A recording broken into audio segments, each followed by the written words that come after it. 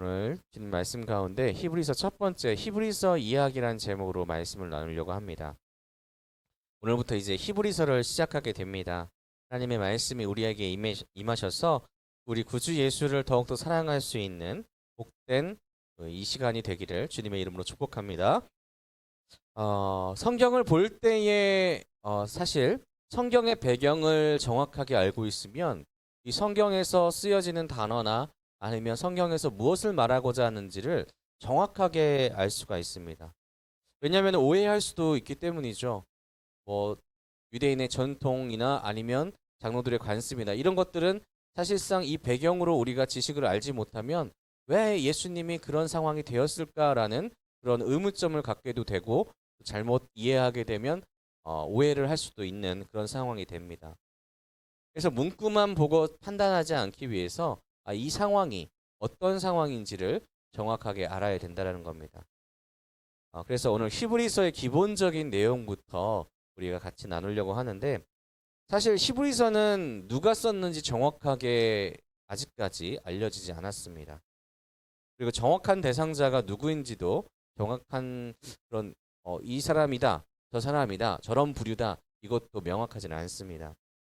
누군가는 바울이라고 또 누군가는 바나바로 누군가는 누가라고 하는 사람들도 있는데 그래서 히브리서의 저자가 누구냐 누가 누구한테 보냈느냐 이것을 정확하게 누가 누구한테 보냈습니다라고 말한다 하면은 이거는 약간 좀 편중되게 말씀을 보고 있다라고도 생각할 수 있을 정도로 이 저자와 또 수신자에 대해서는 정확하지는 않습니다. 근데 분명한 거는 히브리서가 하나님께서 택하신 성경이고 또 하나님의 말씀이라는 거죠.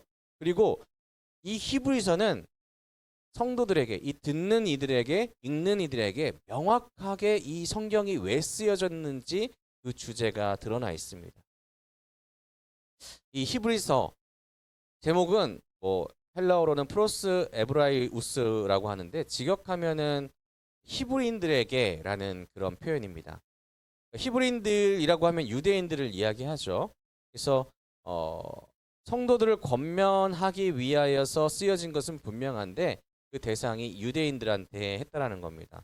그럼 무엇을 권면하기 위해서 이 히브리서가 쓰여졌는지 보면은 이 당시에 이 히브리 성도들한테 이 히브리인들 중에서 그리스도를 믿는 사람들을 이야기하는 겁니다. 그래서 이 히브리인들 성도들이 굉장한 압박을 받았습니다. 핍박과 고난을 통하여서 신앙적으로 굉장히 큰 혼란을 겪고 있었던 시기였습니다. 그래서 이런 혼란과 힘듦을 내가 다 겪을 필요가 있을까라는 그런 고민들을 이 성도들이 하기 시작한 거죠. 다시금 유대교로 돌아갈까? 이런 마음을 품을 때가 바로 이 순간이었습니다. 그러면 무엇이 이 히브리인들을 그렇게 힘들게 했을까요? 무엇이냐면 이 유대인들이 같이 함께 회당에서 하나님께 예배드리는 것을 중요시 여겼던 이 전통을 중요시 여겼던 유대인들이 예수 그리스도를 믿게 된 이 히브리인들을 과격하게 공격하는 사람들이 있었다는 겁니다. 그러니까 유대인끼리서도 계속해서 공격을 하는 겁니다. 너 잘못된 것으로 나가고 있어. 하나님을 바로 섬기지 않고 있어. 너는 지금 배교한 거야. 라면서 공격을 한 거죠. 거기에다가 서기 64년에 정말 유명한 사건이 하나가 터집니다. 뭐냐면 폭군 네로. 그 네로 통치 시절에 로마에 대화제가 생겼습니다. 역사학적으로는 네로 황제가 불을 질르지 않았다라고 이야기하지만 어쨌든 간에 이 로마의 대부분이 파괴될 정도로 심각한 화재가 일어났는데 네로 황제가 이것을 타개하기 위해서 타겟을 누구를 삼았냐면은 그리스도인들을 삼은 겁니다. 지금 그리스도인들이 사회에 반역하기 위하여서 압박에 반역하기 위해서 지금 불을 질렀다라고 한 거죠. 그래서 죽임을 당하고 고난을 당하고 고통을 당하고 고문을 당하는 시기가 이 시기가 되었다는 겁니다. 이 히브리서가 쓰여지는 당시가 그런 사회상이었습니다. 카타콤이라고 들어보신 적 있죠? 사실 카타콤은 무덤인데 그 무덤 속으로 계속해서 들어가는 겁니다. 그리스도인들이. 피하기 위해서. 이 말은 무엇이냐면 기독교가 이 당시 불법이었다는 거죠. 사회적으로. 사회적으로 불법이다 보니까 보호받을 수 있는 상황이 아닌 겁니다. 보호받지 못한 그리스도인들은 계속해서 외부적으로는 동족들한테 박해를 당하고 또 계속해서 이방인들한테도 박해를 당하고 그리고 문화적으로도 충격이 계속해서 와가는 겁니다. 이방인 그리스도인들이 많이 들어왔지 않습니까? 이제 예수님을 믿는다 하는 이방인들이 이제 교회 안으로 들어옵니다. 근데 그 수가 점점 늘어나는 거죠. 바울이 전도하고 있죠. 복음은 사자들로 인해서 계속해서 선포되고 있죠. 그러다 보니까 복음이 선포될 때마다 사람들이 변화해서 교회 안으로 들어오는데 이 사람들한테 유대교적인 그런 전통을 이야기할 수가 없는 겁니다. 그러니까 문화적으로도 충격이 있죠. 그래서 이 사람들이 결국에 생각하는 게 뭐냐면 그러면 합법으로 하자. 합법이 무엇입니까? 그 과거에 있던 유대기로 돌아가자라는 마음이 이래서 생긴 겁니다. 합법적인 생각을 하고 싶은 거죠. 그리고 실제로 이 사람들은요, 이 과거로 돌아가는 게 아무런 문제가 되지 않는다라고 생각을 했다는 겁니다. 아, 내가 지금 예수님을 믿다가 그 믿는 마음으로 다시 유대교로 돌아가더라도 율법주의로 다시 돌아가더라도 아무런 죄가 아니야. 그냥 이 지금 환란을 잠시 피하기 위해서 가는 것뿐이야 라고 생각을 했다는 거죠. 예수님 믿는 믿음에는 아무 문제가 없어 이렇게 착각을 했다는 겁니다. 나의 안전을 우선하는 것이 최선이야 라고 생각했다는 거죠. 스스로의 위안이고 스스로의 위로였습니다. 이때의 히브리서는 이 흔들리는 성도들한테 쓰여졌다는 것이죠. 그래서 히브리서는 약 AD 65년부터 70년 정도에 쓰여졌다고 이야기합니다. 그런데 이런 성도들을 향하여서 이 히브리서는 질문을 던집니다. 어느 것이 진짜입니까? 어느 것이 진짜입니까? 과거의 율법입니까? 일상의 안녕입니까? 라고 물어보는 겁니다. 그게 진짜예요? 라고 물어보는 겁니다. 진짜는 무엇이냐면 예수 그리스도. 다른 것에는 진짜가 아니라는 거죠. 오직 진리는 예수 그리스도라는 것입니다. 우리 일상적으로 생각해 보셨을 때에 우리가 믿음을 가지고 살아갈 때에 어려움을 겪는 경우가 있습니다. 예수님 믿는다고 해서 박해를 받는 그런 경우도 있죠. 여러 가지로 공격당하는 경우가 있습니다. 요즘에 청년들이요. 예수님 믿는다고 밖에 나가가지고 나 예수님 믿어요 라고 말할 수 있는 세대가 아니랍니다. 왜냐면 하도 교회가 욕을 먹다 보니까 교회에 대한 신뢰도가 떨어지다 보니까 청년들이 나가서 나 예수님 믿어 그러면은 얘 좀 사회 부적응자 아니야? 얘도 이상한 애 아니야? 이렇게 보는 시선이 생겨났다고 합니다. 그러니까 어떻게 바깥에 나가가지고 내가 예수님 믿어라고 이야기하기가 쉽겠습니까? 그러니까 대학교 가보면은 대학교 선교단체가 굉장히 줄었습니다. 저가 99년도 학번인데 그때만 해도 들어가는 숫자가 한 해에 100명이 넘었었어요. 한 동아리에. 그런데 최근에 충격적으로 제가 소식지를 받은 것 중에 뭐였냐면은 그때는 졸업하는 친구들도 60명, 70명 정도 됐었는데 작년에 6명인가 졸업했다는 거예요. 그 동아리에서. 그러니까 10분의 1로 줄어버렸는 거죠. 20년만. 그만큼 세상 가운데 주의 복음을 전하는 것은 정말로 어려워졌습니다. 최근에 저희가 전도를 나가면은 이제 전도지를 드리지는 않고요. 저희는 티슈나 아니면 물품들을 거기에 복음을 적어서 드립니다. 근데 복음을 전하는 그 받으시는 분들이 거부하는 그런 모습이 과거보다 훨씬 더 많아졌더라고요. 오히려 이걸 드렸을 때 이거 그냥 티슈예요. 이거 사용하세요. 라고 말해도 저를 이렇게 위아래로 이렇게 훑어보고 지나가는 거 있죠. 이 사람은 뭐야 도대체? 최근에 설문조사 중에 하나가 뭐였냐면은 복음 전도하러 나간 사람들을 보는 게 나는 불편하다. 이게 정말 기하급수적으로 퍼센테이지가 늘었다라고 이야기합니다. 현재의 이야기입니다. 이 히브리서의 이야기는. 누군가의 이야기가 아니라 우리도 지금 이 순간에 그냥 과거의 율법처럼 우리 안에서만 그냥 가지고 있으면 되는 거 아니야? 나만의 하나님으로만 삼으면 되는 거 아니야? 복음 괜히 전하는 필요 없는 거 아니야? 이것이 아니라 그냥 일상적으로 불편한 것을 다 제거하는 것이 아니라 예수님 중심으로 살아가야 된다라고 이 히브리서는 이야기하고 있다는 겁니다. 이 히브리서는 그래서 경고하는 겁니다. 너의 신앙이 예수 그리스도를 붙잡고 있는가? 아니면 당신의 신앙이 지금 예수님을 정말로 진짜라고 여기고 있는가에 대해서 질문하고 있는 성경이, 하나님의 말씀이 바로 이 히브리서라는 것이죠. 그래서 히브리서를 쓴 사람은 지금 우리에게 무엇을 얘기하고 있냐면 세상의 방법과 과거의 방법과 예수님의 방법을 비교하면서 어느 것이 진짜일까 이렇게 물어보면서 설득을 하는 겁니다. 어렵고 힘들어도 성실하고 정직하게 살아가기 버거워도 인내로서 당신이 믿고 있는 진짜 진리인 예수 그리스도를 붙잡고 사십시오. 이렇게 히브리서는 지금 오늘 여러분께, 우리 성도님들께 이야기하고 있다는 겁니다.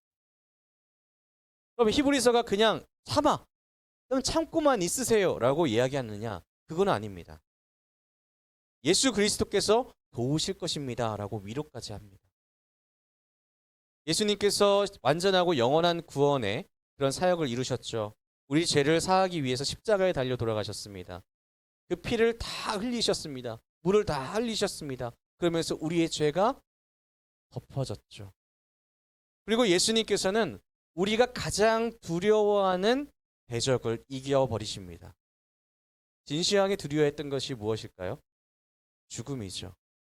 위대했던 사람들도 죽음을 다 무서워합니다. 그런데 그 죽음을 이기시고 다시 살아나시고 그것을 통해서 믿는 성도들에게 참된 희망을 주셨다라는 겁니다. 예수님과 함께 한다면 죽음이라도 우리를 두렵게 만들 수가 없다라는 겁니다. 예수님과 함께 한다면 이 세상에 있는 그런 고난과 힘듦이 문제가 되지 않고 오히려 예수 그리스도와 함께 한다면 그 가운데 참된 기쁨을 누릴 수 있다는 겁니다. 왜 그러냐면 예수님께서 우리에게 힘을 주시기로 약속하셨기 때문입니다. 성령님이 우리를 도와주시기로 하나님께서 보내신 이가 성령님이심을 우리가 알고 있기 때문입니다. 말씀 중에 이런 말씀이 있죠. 수고하고 무거운 짐진 자들아 다 내게로 와서 쉬라. 내가 내게 쉼을 주겠다라고 말씀하셨습니다. 근데 여러분, 쉼을 얻기 위하여서 우리가 먼저 전제 조건이 있습니다. 무엇이냐면 수고하고 무거운 짐을 지고 있다는 겁니다. 예수 그리스도를 믿는다는 것은요, 쉬운 일이 아니라는 겁니다. 누군가는 예수님 믿는 거 그냥 찬양 열심히 하고 예배 열심히 하고 그냥 말씀 잘 들으면 되는 거 아니에요? 착하게 살면 되는 거 아니에요? 이렇게 이야기할 수도 있겠지만은 그것은 진짜로 예수님을 믿는다는 게 아니죠. 예수님 믿으면 내 삶이 자연스럽게 예수님의 뜻대로 변하게 되고 그 뜻대로 변하면 무엇이 생깁니까? 이 복음을 전해야 되겠다. 이 마음이 들죠. 그럼 복음을 전하기 시작하면 어떻게 됩니까? 불편합니다. 여러분, 복음 전하는 게 편하진 않습니다. 그것은 진리죠. 복음 전하는 게 편하십니까? 여러분, 혹시 전도하러 누군가에게 말을 전해봤을 때에 그게 그 상황이 정말로 이 마음 가운데 평안함이 느껴진다면 정말 예수님급 올라가신 거죠. 근데 그렇지 않다라는 겁니다. 열정이 있고 사명감이 있기 때문에 나가지만 그 모든 상황에 불편함은 생겨납니다. 이것이 마귀의 유혹이기 때문입니다. 마귀가 가만히 있지 않은데 어떻게 성도가 편할 수가 있을까요? 마귀가 오늘 이 자리에도 예수 그리스도의 말씀을 전하고 그 복음을 듣고 있는 우리에게도 계속해서 유혹을 하고 있을 겁니다. 지금 듣고 있는 말씀 다 알고 있는 거 아니야? 그러니 그냥 살짝 졸아도 돼. 이거 그냥 알고 있는 거니까 그냥 넘어가도 돼. 라고 이야기할 수도 있어요. 아니면 저 말 나한테 너무 불편한데 라는 마음도 가질 수 있게 만들 수도 있습니다. 마귀는 지금도 역사하기 때문입니다. 그렇기 때문에 어떤 사람들은 마귀의 유혹 가운데 넘어가서 주저앉을 수도 있죠. 그리고 어떤 사람은 진리를 떠나서 방황합니다. 이 흔들리고 답답한 신앙의 순간에 필요한 게 있습니다. 이 질문에 히브리서는 대답하죠. 그리스도 예수. 여러분에게 필요한 것은 다른 것이 아닙니다. 마귀가 유혹할 때 가장 필요한 것은 예수님이 필요합니다. 이 하나의 길만을 지금 히브리서는 여러분에게 제시하고 있는 겁니다. 다른 길이 있다라고 유혹하는 그 모든 이야기들 넘어가지 말라고 이야기하는 겁니다. 다른 곳에서 평안하다, 다른 곳에서 평안하다, 다른 곳에서 평안하다 이 말을 믿지 말라는 거죠. 우리가 가야 될 길은 단 하나밖에 없습니다. 예수 그리스도. 이것이 히브리서가 우리에게 전하는 선언입니다. 그러면 이 질문이 하나가 생깁니다. 우리한테 예수님밖에 없다. 우리의 희망은 예수님밖에 없다 했을 때에 그럼 예수님은 누구실까요? 그리고 믿는 모든 성도들에게 예수님이 누구십니까? 라고 물어봤을 때에 자신 있게 예수님은 어떤 분이십니다. 라고 이야기하기 쉽지는 않은 것 같습니다. 각자의 신앙에 따라 조금씩 그 표현 방법도 다르기도 하고요. 그리고 어떻게 설명해야 될지 내가 스스로 정리한 적도 없기 때문이죠. 그런데 분명한 것은 예수님께서 하나님이신 것은 진리입니다. 그리고 예수님은 과거 구약의 시대부터 계속해서 예언되어 오신 분이시고 오실 분이었고 그리고 신약의 시대에 오신 분이고 그리고 지금은 다시 오실 분이십니다. 우리를 죄의 결박에서 풀어주셨고 구원의 길, 생명의 길로 갈 수 있게 하신 분이 바로 예수 그리스도시죠. 그리고 예수님은 하나님께서 우리에게 직접 알려주신 분이십니다. 성경의 많은 방법들로 하나님께서는 꿈으로, 환상으로, 감동으로, 천사들로 인하여서 예수님이 진짜라고 우리에게 알려주셨습니다. 예수님만이 진짜 약속된 구원자라고 하나님께서 우리에게 선언해 주셨다는 거죠. 여러분 믿으시나요? 여러분의 예수님께서는 구원자이십니까? 아니면 누구십니까? 예수님께서는 하나님이십니까? 아니면 그냥 오신 인간인가요? 그래서 예수님에 대해서 분명하게 아는 것이 필요하다라고 히브리서는 이야기합니다. 우리는 말버릇처럼 이야기합니다. 예수님 가장 소중한 분, 예수님 나의 주, 예수님 나를 구원하신 분 이렇게 이야기하고 있지만 진짜 예수님이 내 삶의 어떠한 존재인지라고 생각하지는 않는 것 같습니다. 그래서 히브리서는 이 예수님을 증거하면서 우리의 신앙이 단단해지고 굳건해지고 어려움 가운데서도 흔들리지 않기를 바라는 마음으로 계속해서 예수님을 강조합니다. 예수님을 바로 알고 있으면 예수님을 바로 우리가 붙잡고 있으면 우리의 믿음이 흔들릴 일이 없다라고 히브리서는 이야기하고 있는 거죠. 예수님께서는요. 이 세상의 창조부터 이 세상의 종말까지 그리고 우리의 구원까지 다 참여하시고 그리고 그 가운데 하나님의 역할을 행하신 분이시죠. 그래서 본문에서는 예수님을 하나님의 영광의 광채라고 말하셨습니다. 하나님께서 우리에게 알려주신 예수님은요. 영광의 광채입니다. 근데 이 광채로 번역된 헬라어 아파우가스마라는 단어인데 신약에서는 딱 이 한 절에서만 나옵니다. 그만큼 강조인데 예수 그리스도는 빛 자체이십니다. 다른 빛을 보면은 빛에 반사돼서 빛을 발한다고 하죠. 근데 그 스스로가 빛이시라는 겁니다. 요한일서 1장 5절에는 다음과 같이 말씀합니다. 우리가 그에게서 듣고 너희에게 전하는 소식은 이것이니 곧 하나님은 빛이시라 그에게는 어둠이 조금도 없으시다는 것이니라. 아멘. 오늘 본문에서 예수님이 뭐라고 말씀하십니까? 하나님의 영광의 광채라고 하셨습니다. 그런데 하나님이 뭐라고 하십니까? 빛이시라고 하십니다. 그러면은 예수님은 어떤 분이십니까? 하나님이시죠. 성경은 이렇게 우리에게 말씀하십니다. 예수님은 빛이십니다. 하나님이십니다. 그분과 동일하십니다. 누가 인간 중에서 빛이 나는 사람이 있다라고 이야기합니다. 누가 봤을 때 저 사람 빛이 나. 그렇지만 그것은 그 사람 스스로가 내는 빛이 아니라는 겁니다. 그래서 모세를 기억해 보셨을 때에 다음과 같은 구절이 있죠. 출애굽기 34장 29절인데 모세가 그 증거의 두 판을 모세의 손에 들고 시내산에서 내려오니 그 산에서 내려올 때에 모세는 자기가 여호와와 말하였으므로 말미암아 얼굴 피부에 광채가 나나 깨닫지 못하였더라. 하나님은 빛이시기 때문에 그분을 만난 이들에게 그 빛이 반사돼서 영광이 드러납니다.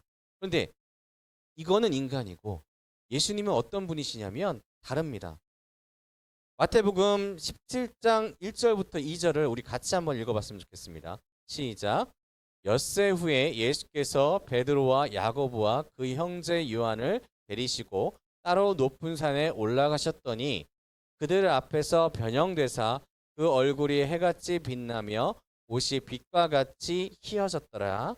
아멘. 예수님이 어떤 분이신지 분명하게 성경은 말씀하고 있습니다. 우리가 믿는 예수님은요, 그냥 단순하게 하나님이 너 이거 가서 해라 해가지고 우리 인간 구원해야 되니까 제물로 바쳐드릴 그 한 명을 선택해가지고 보낸 것이 아니라 하나님께서 직접 우리에게 오셔가지고 우리의 죄를 감당하신 역사입니다. 그 예수님이 우리를 구원하셨다라는 거죠. 다른 말로 하나님이 우리를 구원하셨다라는 거죠. 모세는 단순하게 얼굴 피부만 빛이 났지만 예수님은 그 스스로가 자체가 빛이셨습니다. 여러분, 예수님을 통하지 않으면 하나님을 발견할 수 없다라는 얘기를 이야기하고 있는 것입니다. 여러분, 예수님을 통하지 않고서는 하나님을 찾을 수 없다라는 겁니다. 예수님께서 빛으로 이 땅 가운데 오셨습니다. 그 빛을 보지 않고서는 우리가 하나님을 느낄 수가 없다라는 겁니다.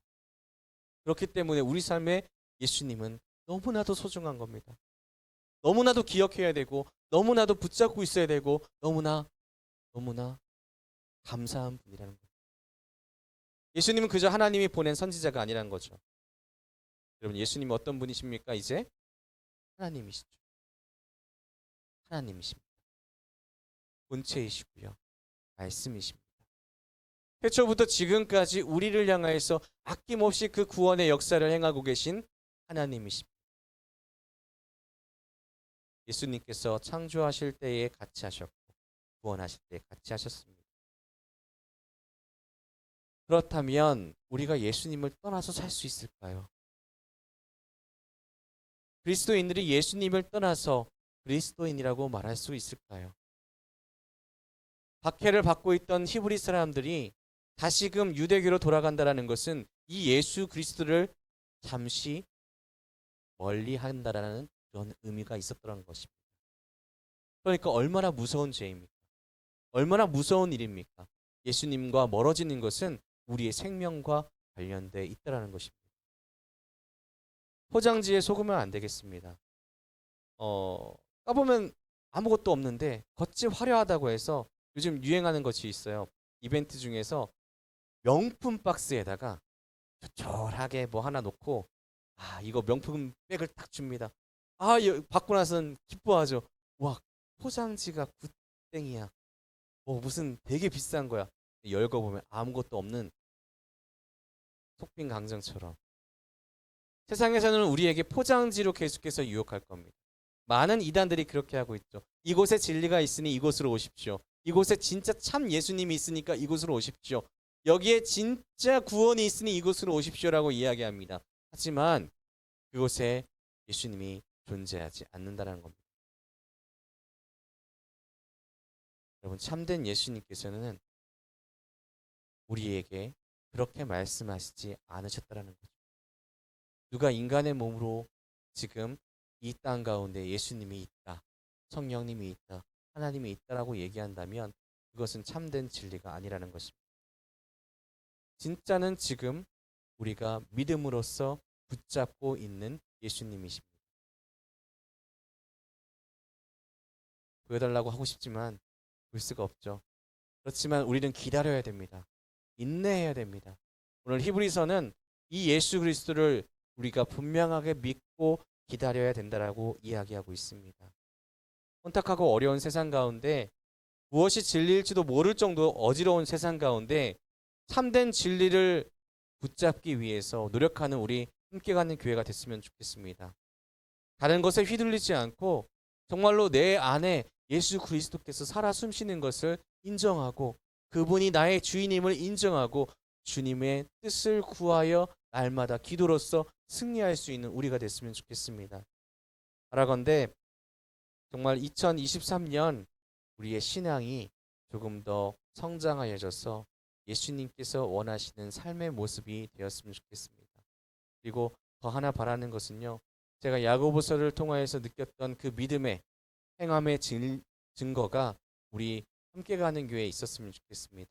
우리가 예수 그리스도를 통하여서 구원함을 받은 우리가 예수님을 통하여서 우리 삶의 방향을 분명하게 깨닫게 되고 그것이 진짜로 삶에 이루어져서 이 기회를 통하여서 하나님의 역사가 어렵고 힘든 이들에게 흘러가기를 주님의 이름으로 축복합니다. 그리고 그 자리에 우리 모두가 함께하기를 다시 한번 축복합니다. 기도하겠습니다.